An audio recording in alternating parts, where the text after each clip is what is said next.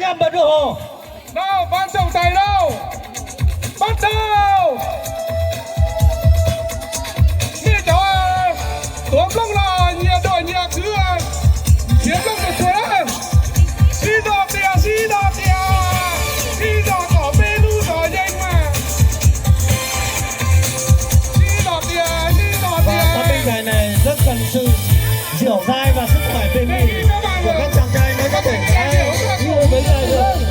Và các đội đang hết sức là khẩn trương và những động tác rất là điêu luyện và qua các năm vừa rồi.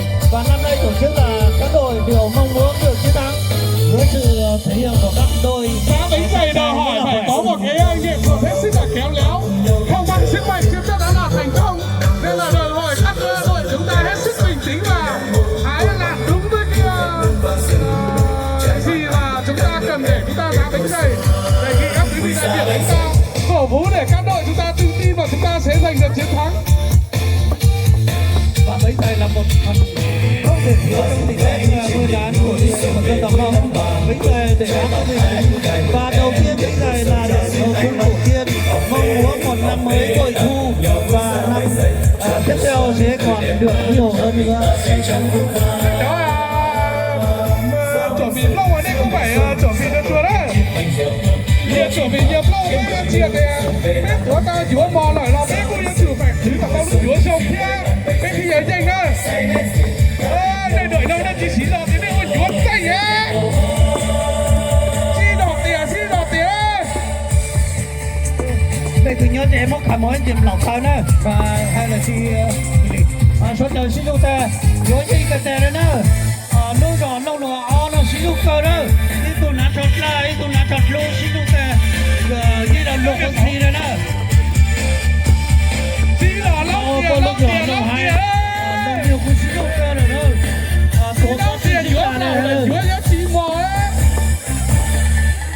直到现在就我的背老谁努力再把我加 Xí đọt tìa, xí đọt tìa. 苏家湖给龙酒，苏家桥是倒杯，多少 Xí đọt tìa, xí đọt tìa. Đọt bê yuột.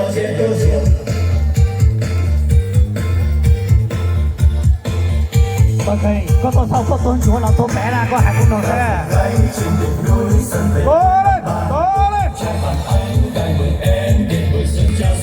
Cái đồ nào hết thế rồi. Bên là lồng lúa hai rất là dẻo rồi, kéo lên là không đứt nữa. Và có vẻ là cũng sắp thành công rồi. Lồng lúa đó hả? Xí đỏ tia là xí đỏ tia. Chúa bảo xí đỏ là xí tia đấy. Ở những nước ta chỉ những xin chào này đó. Không luôn đó.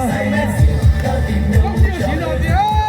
Tôi chúa tàu chi phút này qua đây kìa. Họ phút thế này, xí đỏ đây.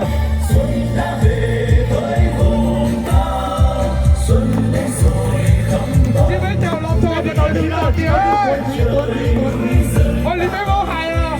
Là cái chi xí đỏ tia của chúa xí bò á. Mua lông cao chi gì hả?